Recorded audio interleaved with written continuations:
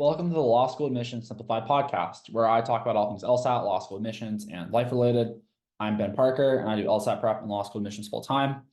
If you like what we do here, you can find me on Instagram, where I post about the admissions process and the LSAT at LSA Simplified, or on my website, lsasimplified.com. I've also written an introductory LSAT book that you can find on Amazon, and that's called LSA Simplified's LSAT Primer. I host free LSAT sessions once a month, as well as paid monthly courses, tutoring, and on-demand options. Alrighty, so today we've got a few things. We have a personal statement or a diversity statement. I haven't looked at it yet, so we'll be getting my authentic reactions to that and kind of what I would do.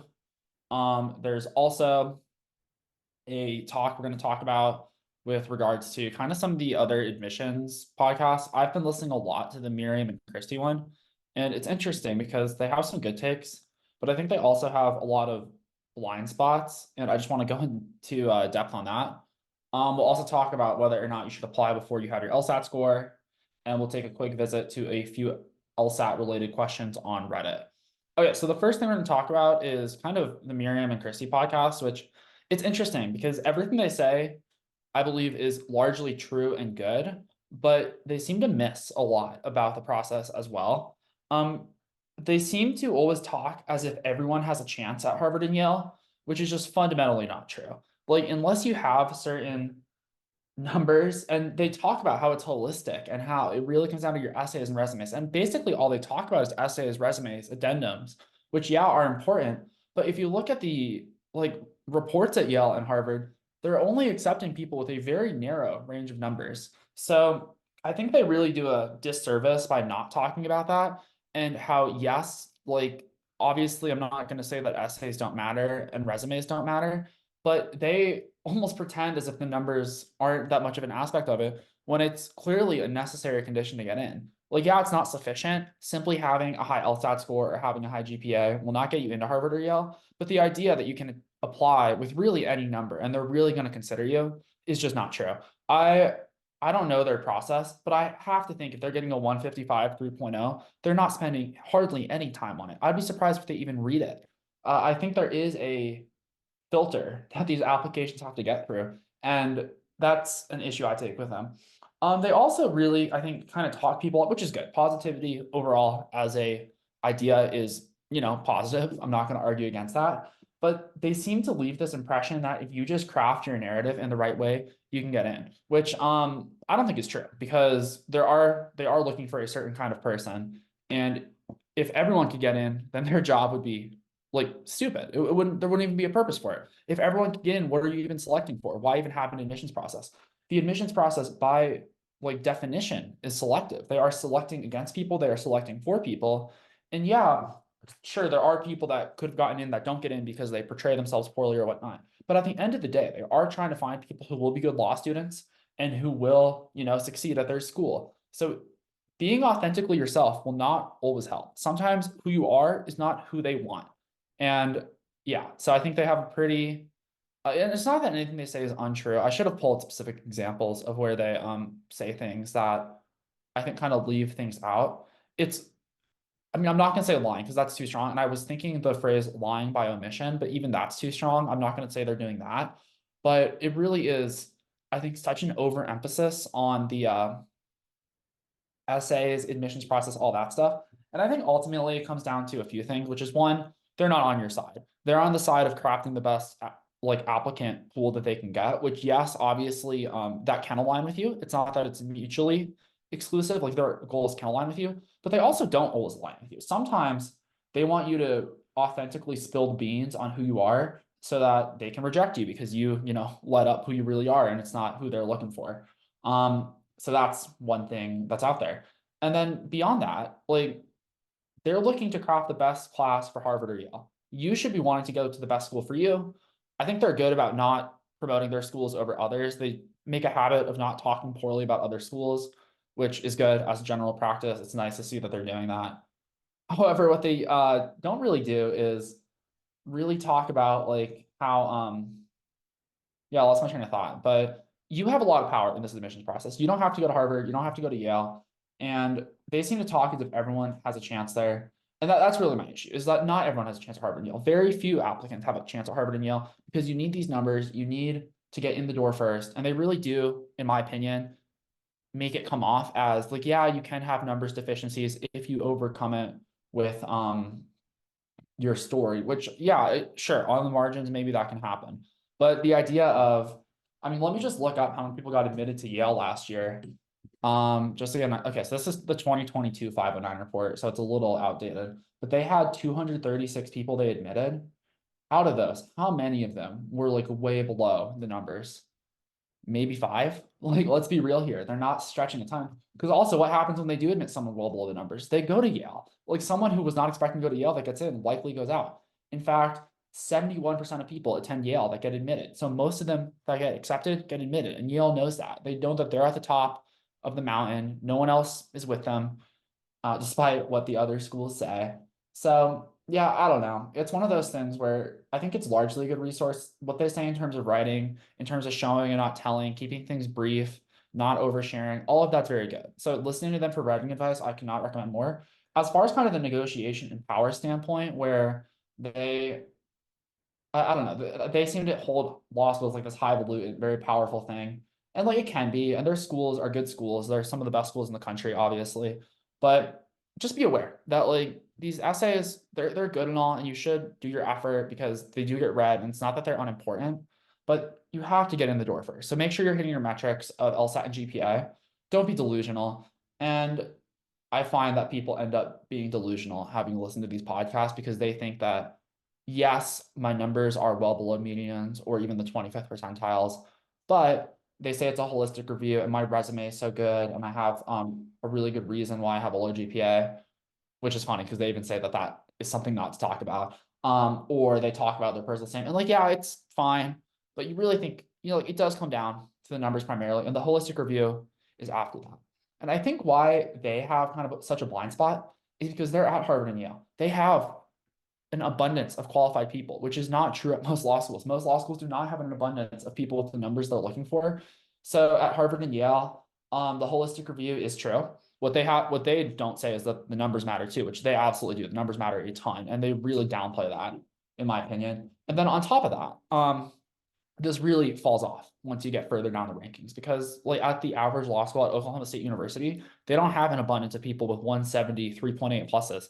That's not a thing. And because of that, if you have the numbers, they're not going to reject you because you missed a comma or because you didn't resound with your admissions person that was reading your essay. So like, yes, is it a luxury that helps? Sure. But it is important to recognize that their actions say a lot more than their words do. And their actions are that they care about numbers. So they can happy talk it and talk about how it's a holistic process. I don't believe them. And until they start acting as if it's a holistic process, I'm not going to believe them. So yeah, cool. Okay, next off, we have a legit or bullshit section. This is the section of the podcast where I take a random piece of advice out there on the internet and I talk about it and whether or not it's good or bad. And this one is about applying before you have your LSAT. It's a very topical time of year for this. It's January as I record this. And this time of year, people tend to be kind of late. It's kind of crunch time where folks that want to go next year, they're running out of time. I personally think it's too late already by quite a bit, but folks are still going to apply. And because of that, they want to apply now and then take the LSAT after. And some law schools will say, okay, yeah, you can apply now and we'll wait until you take your LSAT before we evaluate your application file. But that doesn't make any sense to me because they're not evaluating you early. So what advantage are you getting by applying early? The whole advantage you typically get by applying early is that by applying early, you get into the admissions process before other people have. Hence, there's more seats to give out. There's more scholarship money to give out, all that good stuff. And applying early gives you an advantage because they don't know, how tight they're going to have to be. By March, April, they've given a lot out. So they're a lot more selective with who they give those spots and money to. But earlier in the cycle, it's possible that they're a little bit more liberal with how they dole out their money. And so, yeah, applying before you have your LSAT, is it going to hurt you? Like, probably not, because they probably will wait for you to have your LSAT. Anecdotally, there are stories of people applying before they have their LSAT score that's come in, and they've gotten rejected, even though the school is supposed to be waiting on their LSAT. Systems aren't perfect. Sometimes things fall through the crack. So it is possible if you have an LSAT score on record and you're registered, they might not wait for your new score. They might just reject you. So be careful with that. And then more importantly, it doesn't give you any advantage. because any advantage you would have gotten by applying early is negated by the fact that they can't evaluate you. They won't evaluate your application until the day you got your LSAT score back, which is the day you would have applied anyways. So applying before you have your LSAT is not a good idea. It doesn't do anything for you. And there is really no exception to that. You just should not do it. The only exception is, say, if you're like a 160 and you're applying to a school where the median is like 150 and you're taking it to get an even higher score for other schools. But if you're trying to get a higher score for the school you're applying to, don't think about it. Like, that's just not a good idea. Okay. Next up is law school lingo. And the word we have today is cycle. Cycle refers to a current year of law school admissions. It doesn't quite line up with the calendar year. It's January 1st right now. At least when I'm recording this, it won't be when this is released, but we're starting our new year of 2024. The law school year turns over in August. So the new year of admissions starts when the admits from the prior year are matriculating and enrolling in classes, and the applications open up for the next year. So it's kind of a year-round process nowadays, which is wild, but basically the cycle opens up in August. So like currently the current cycle opened up in August. That's when you could start applying. For some schools, most schools don't open until September, but you could apply then, and it will end when everyone this year that did apply has either not attended a law school or they are attending a law school coming next fall. So that's what cycle means. So for example, this is like the 2023-2024 cycle. I typically just call it the 2024 cycle because it's the time of the year that most of the cycle happens in, as well as the year in which the people matriculate and start school. So yeah, that's what cycles are. You probably hear it a lot. And I don't think we always do a good job of defining our terms in the admission space. You almost just expect people to know them, which yeah, some people do, but it's good for folks to get it. Okay, well, we are going to do our Reddit questions because they're LSAT related, and then we will do a statement. So the first question is someone who says, planning to apply to law school in the fall. Is it a bad idea to take the LSAT in August? And I would say, as my gut reaction, yes and no. It's not a bad plan because applying with an August score, you get to apply early. So you get that bump from early applications that we were talking about. The downside to only taking August is you get one crack at the LSAT. And any given day on the LSAT, you can experience positive or negative variance. Think about it this way. If you flip a coin 100 times, you're going to expect to get 50 heads and 50 tails. But sometimes you're going to get 55 heads. And sometimes you're going to get 45 heads. And the LSAT is kind of the same way. Whereas some days you're going to get more questions right, not because of your skill or how well rested you are or how focused you are, but just due to sheer randomness. You might just run into questions that happen to be harder for you. Your 50-50 guesses might go the wrong way. And all of that can lead to kind of going down or up depending on the day. And that's a bummer because let's say you score 5 points below average. That also means you're capable of 5 points above average, which means if you're truly a 155, you take the August LSAT and you score 150, you could have been capable of a 160 had you just taken it on a day where you hit that upside of your randomness. So because of that, I tend to recommend taking the LSAT multiple times so that you have a chance to hit that upper end of your score, because the difference between a 150 and a 160 in admissions is life-changing. It's like being rejected at schools and now getting full rides at them. So you really want to experience that upside to whatever your score is. And that applies no matter where you're at. Even if you're like, let's say a 173 true average, that means you're capable of as low as a 168 and as capable of as high as a 178, which is so different. 168, you're getting like automatically rejected at most of the T14s. 178, you're basically a slam dunk admit with the proper GPA. And as long as you're not a psycho in like your statements, which don't get me wrong, that does happen. When you see on Reddit, people that have gotten rejected that are well above medians, it's because they fucked up in their admissions statements. And no one ever thinks they fucked up because everyone thinks they have a good admission statements. As someone who reads a lot of them, I can promise you, it's like the biggest example of Dunning-Kruger, which is the idea that people tend to overestimate their competence in something. It's like driving. If you ask someone like, hey, are you a good driver? Literally everyone says yes. I say yes too. I have traffic tickets. Maybe I'm not. Maybe I'm part of that delusion. But the point is that people tend to overestimate their ability. And that is very true in admissions essays. So when you do see a psycho, or not a psycho, but an applicant who got rejected at schools where their numbers say they should have been an obvious admit, that's probably why. Or they were really rude in communication with the admissions office. There was a red flag. There could have been a character and fitness issue. But it's never that they have a perfect application, perfect numbers, and then they just get denied. Like, yes, admissions is a complicated process, and there are various things going on behind the scenes, but they're not that complicated. Not to the point where like one person just gets randomly denied for no good reason. They have their reasons. The reasons are complicated and they can get personal and all that stuff, but they're not always, it's not just like, I don't like Tony. Tony has a dumb name. I'm going to reject Tony. I don't know. Maybe in a very, very extreme circumstance, Georgetown would reject a 175 4.0 Tony because the admissions lady, like ex-husband, is named Tony, but I really doubt it. I think Tony's probably a slam dunk. And if he gets denied, it's probably more because like he had some real character and fitness issues, or he like was writing about stuff in his essays that were really bad. Because you'd be amazed what people write. People write about really bad things. To go back to the Miriam and Kristi thing, because I don't want to harp on them too much because they just have blind spots. So if they are listening, which I doubt they are, because I'm pretty small, but if they are, you guys do good stuff, and I really appreciate what you do. I just think that you guys have real blind spots in terms of conveying how much the numbers are relevant. From listening to your podcast, it almost feels as if the numbers aren't relevant, which we both know is not the case. So yeah, I would just try to do better about that. But the point is that if Tony applies, it's not due to Tony's numbers. Tony fucked up somewhere in his application. He may have gone on in an addenda. He may have blamed something on someone else and left that sour taste. Not taking accountability for things can come off really poorly, especially if you're putting it off on someone else. The person reading your admissions file has no reason to listen to you. They don't know you. So like if you're telling them, like, trust me, it's this guy's fault, why would they believe you? They might, but they also might say, Tony, we don't know you. You might be full of shit. Like, do I have to take your word for it?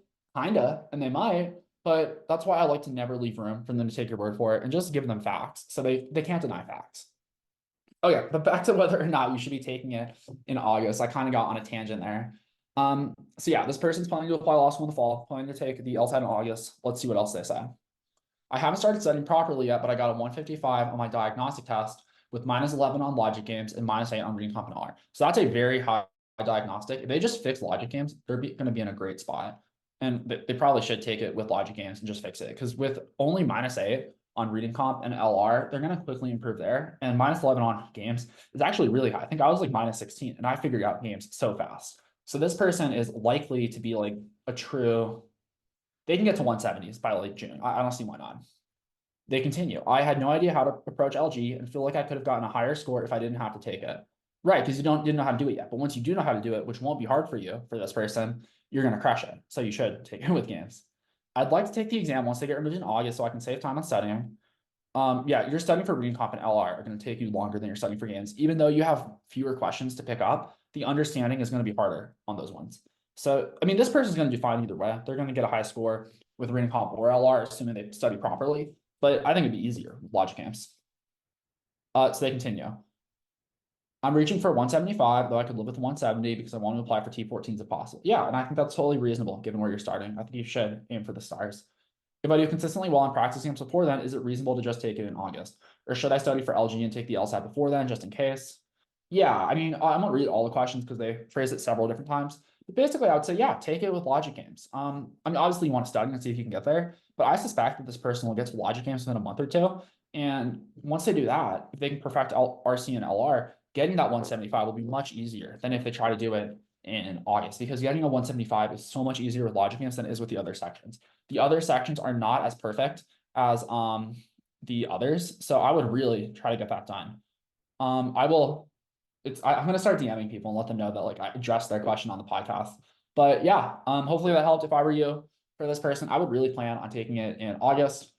Or so sorry, not in August. I'd plan on taking it before then. And then yeah, take August as a backup if you need it. But if you could take April and June, I think you'll be ready by then. Logic games is really easy once you learn it. So I would do that. Alrighty, the next question is from Mountain Eagle 8157. Not that I've read them before, but you know. And they say, should I take the LSAT in June before they change it to 2 LR and 1 RC? I hate LR, so I'm thinking maybe I should see how I do before they change their minds. I'm like, what do you mean see how you do? You have practice tests. Take a practice test. The practice test will tell you how you do. You don't need to take the official test to know how you're going to do. They've released 10,000 LSAT questions. It's not a surprise what you get on the real test if you've done your work. So you need to take a practice test and know where you are. In this post, they have no mention of how they're scoring, and that's really the only relevant factor here.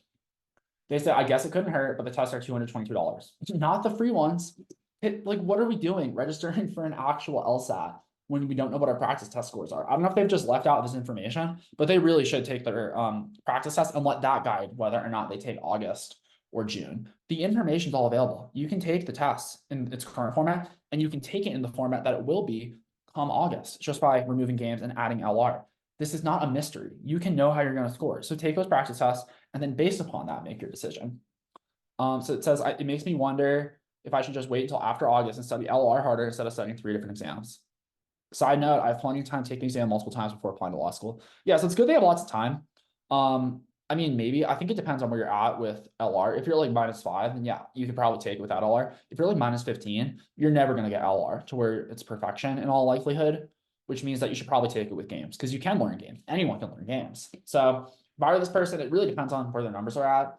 They don't have their numbers listed here, but that's what I would base my score on. So yeah, cool. Mountain Eagle, hopefully that helps. And here we have both events 6530, who says LSAT improvement.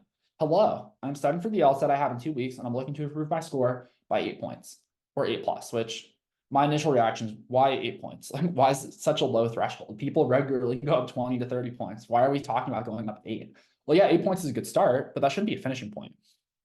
I'm using Khan Academy free practice exams. I have just begun blind reviewing as well, which I'll go into blind review deeply on another episode. In fact, let me write that down so I don't forget about it. Blind review is an interesting concept. I don't like the general way it's done, but there is a way to do it well. So we will talk about that further. And they say I'm making between 155, 150, 155 on the exams outright. I made 152 on the actual LSAT as well. Okay. When I blind review, I'm getting 168+. Right. And that's what I'm going to talk about, is why blind review is so misleading. Is there any way for me to break into a realm closer to my blind review score in such a short time? No, there's not. You can't go up 13 points in 2 weeks in all likelihood. Or of course, can there be exceptions of people that do get that done in 2 weeks? Yeah. So when I say that, that's a general statement, but no, you're not going to. And it's because blind review is incredibly misleading. The issue, well, we're not going to do blind review here. I have a lot to say on blind review, but basically what it is, it's very misleading. People tend to think they understand a lot more in blind review than they really do. And the reason for that is because often they're getting rid of the most tempting wrong answer. It depends on how you do it. If you're doing it and you don't know the answer, you just are looking back at a question before you grade yourself, blind review is very worthwhile. If you're doing it and you already know what question you got wrong, which some software programs do for you, then you've just gotten rid of the most tempting wrong answer, which makes them super easy. At which point, if you're not scoring 170+, you have a problem. People can legitimately go from a 140 to a 170 doing blind review that way, because it makes it so much easier. So it depends on how you're doing blind review. First off, if you're doing it the way where you're where you don't know your answers and you really are just looking back and evaluating them, yeah, you could improve a lot, but your issue there is that you're rushing too fast the first time, because you're picking a lot of questions that you're really, like, you have it in you to understand them if you're truly scoring 168. But if you're scoring 150, that means you're flying right by them and picking the wrong answers. So I would slow down. Also, stop taking the LSAT before you're ready. Why do you have a 152 on record? That's a mistake. You should not have done that. 152s do not belong on record when you're capable of higher. So that was huge. Don't do that. It's like, if you have a bad score on record, that's fine. That's the past. I wouldn't stress about it. But you all really need to stop taking the LSAT before your practice test scores indicate you're ready for it. Miracles don't happen on the LSAT. You're not going to show up to test day and score 10 points above your average. It just does not work that way. So don't expect it to happen. Don't plan on it happening. It's not going to happen. Okay, cool. Well, that's Reddit. Hopefully you guys got some stuff from that. And yeah, we have a personal statement here from, well, I'm not going to name them. Their initials are RD, so they know who they are, as if they'd forget what their statement was.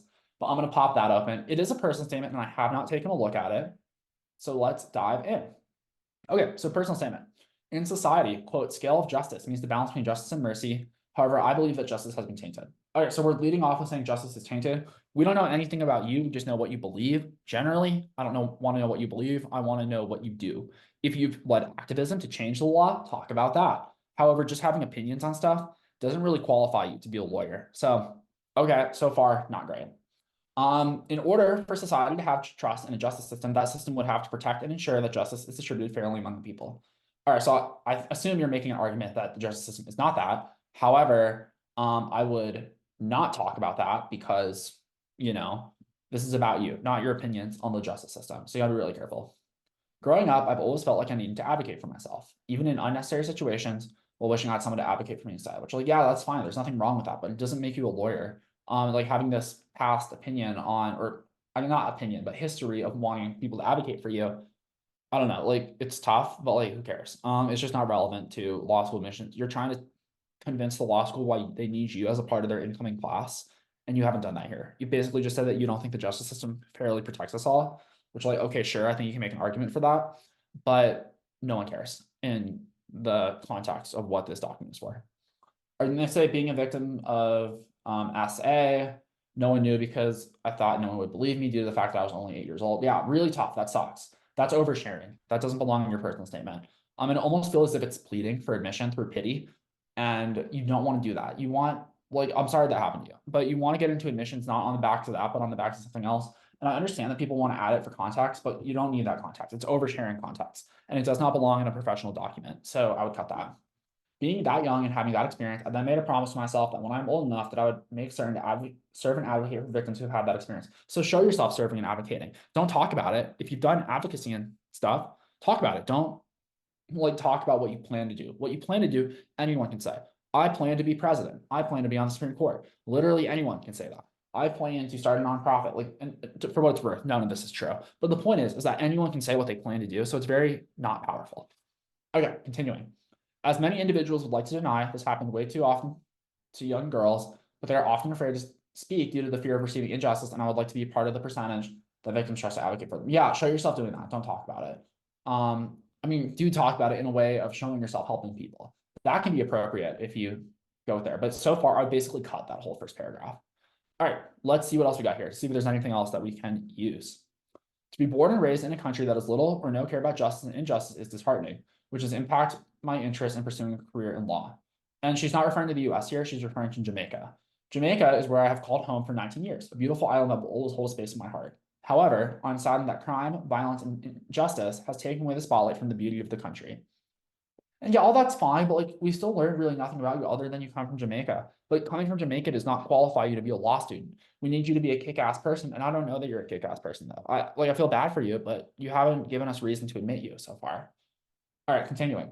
Growing up and watching the news while seeing many individuals become victims of senseless crimes, violence, and injustice, including a close relative, semicolon, I would often feel this sense of disappointment because I am unable to help, which like, yeah, sucks. You couldn't help because you were a kid in Jamaica. Like, I feel for you. This feels more diversity statement-ish if you're going to include it. But so far, I don't know why to admit you to law school. I just know you're from Jamaica and you've gone through some tough experiences, which like I really do feel sorry for you. Like, that's horrible. I wouldn't wish that on anyone, but it's not a reason to admit you to law school. Okay, and being a victim as well, I understand what other victims feel when justice is not in the favor of them. Kind of weird phrase. Once again, harping on how people need help, but like we've already established that. Let's get into how we've actually helped, not continuing to say people need advocates because we've established that. Because I had no faith in the system to advocate for me, I told myself when opportunity presents itself for me to advocate for his victims, I would ensure that justice is appointed. That feels like an entirely rephrase of the first paragraph. Just now, like the last sentence there is like basically identical to the last sentence of the first paragraph. Once again, basically, I would cut that whole thing. So far, nothing is left that we've read through. I would be cutting all of this and start over. And there's only a couple more paragraphs, so let's see if there's any nuggets here. And there always are nuggets. All of you have a good statement in you. And yeah, you can find it. I do think that often people go in the wrong direction, which like hopefully you guys are seeing why this is not how you get into law school. And don't get me wrong, this is like for what it's worth to the person that wrote this, your writing is not bad. It's for the most part clean. There's very few typos, which is all good. That's a point in your favor. I would change the content rather substantially though. But let's finish this up. In 2015, I migrated to the US on a scholarship to embark on my journey to pursue my bachelor's degree while being a student athlete. Okay, interesting. I guess that could be a statement. I don't love immigration as a statement, but I don't know, it could be. So far, it's the best we have. After living in the US for some time, I recognize that the justice system has some flaws. Yeah, we want to cite specific examples. You don't want to be broad here. If you're going to criticize the justice system to which you want to be a part of, I would not leave room for interpretation about whether or not you're just complaining about the whole system.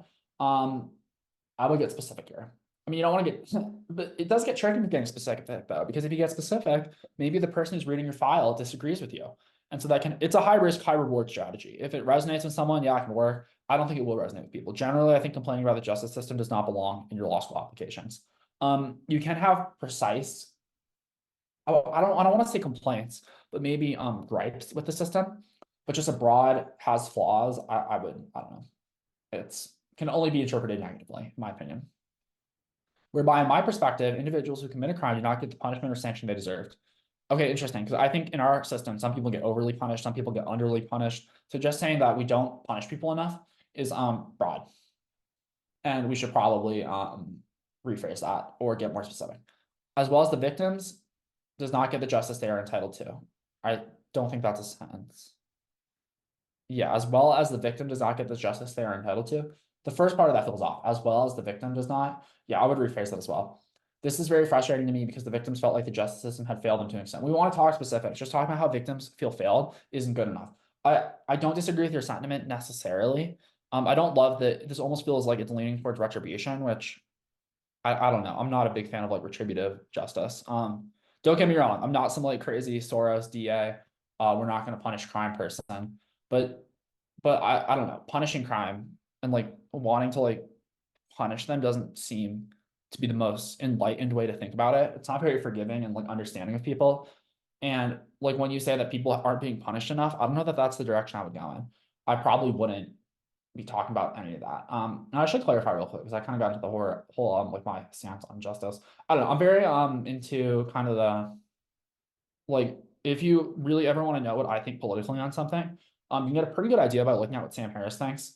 I tend to line up with him on most things. I don't outsource a lot of my thinking, but I found that he logics his way to most things. And part of that is the idea of retributive justice just to me inherently doesn't make any sense because I don't think people are truly responsible for the actions that they make, which like this gets into like very dicey philosophical stuff where like I don't believe free will is a thing. And hence like yeah, we should still punish people insofar as it's a deterrent for crime. And also we should, you know, try to make the like society safer. And if people are habitually committing crime, we need to remove them from society. But also the idea of punishing someone because they committed a crime to me doesn't make sense because like did they even deserve it? That gets into more philosophical stuff. And I think a lot of this stuff doesn't really belong in your applications because instead of talking about what I like, if I were applying, I would not write about how I think retributive justice is a bad idea because no one cares. What they care about is what have I done already? If I've gotten involved in that and like have really volunteered a lot or done something in relation to that, I could write about it, but I haven't. So it doesn't belong in my personal statement because everyone has opinions. Your opinions do not qualify you to get into law school. All right, and you can also totally disagree with me on that stuff. I try not to share too much of that because like who cares? No one cares about my opinions. We're here for law school stuff, but I don't know. Sometimes I feel like when you're reading stuff, it's worthy to mention. All right, they continue. Pursuing a legal education will contribute to that success, to be of service and advocate for the people in our society. So once again, we really haven't given any specifics. You just keep saying you're going to. So far, I've learned hardly anything useful about you. With that access, I'll be able to integrate my experience, passion, along with the knowledge of law that I will attain in law school towards becoming an officer of the court. Yeah, I mean, duh. That's what law school does. I wouldn't say that because that's a given. And then they name a school. School of Law will not only allow me to gain expertise on how to become a lawyer, but prepare me to use my knowledge of law effectively to help each client. Then they say, I'm stuck right here. Well, good news for you. You get to start over because I think this is a very bad statement in its current format. I don't mean to be harsh to the person, but this is not going to help you. And I'm trying to be like, I'm on your side here. I want you to get into the schools and get a good offer. And this is not going to help you. I would look at your resume. I think that's going to have more stuff here. I'm going to try to look this person up real quick to see if I can find anything. So if you saw, I viewed your LinkedIn, that's why. Okay, I can't find their LinkedIn. I don't know. I mean, it's tough because like, I don't want to be like overly negative towards this person, but there's just not a lot that you have to work with here. That doesn't mean you don't have a lot to work with. I mean, you immigrated from Jamaica, like you talked about. That can be very powerful. It all comes down to how you spin it. But as of now, I would probably cut that. Yeah, I mean, I was able to find their LinkedIn and they have some stuff. I'm not going to name what they did because I don't want them to like, be blasted. But you have some good stuff here in terms of your volunteering stuff. You talk about that. Like that you have that you did for a few months. Or just talk about one of the jobs you had. If you got success in them, talk about that. But the personal statement in its current format, I would give the axe to. Once again, not trying to be harsh. I'm just trying to be on your team. And I don't think this is helping you. Okay, cool. Well, that's all we have for today. If you want to have your statement reviewed, you're welcome to send them in to ben@lsasimplified.com. You can also ask about anything LSAT or admissions related. I don't advertise the podcast, so if you can leave a rating or review, that really helps the algorithm on all the various platforms, whether that be Spotify, Apple Podcasts, or YouTube. Also, if you don't want to take the time to write that, just like the show, like give it a 5-star. It really does help. And I don't advertise the podcast. So if you can tell a friend, tell your pre-law society, all that stuff, I really do appreciate it. And yeah, I will see you all next time.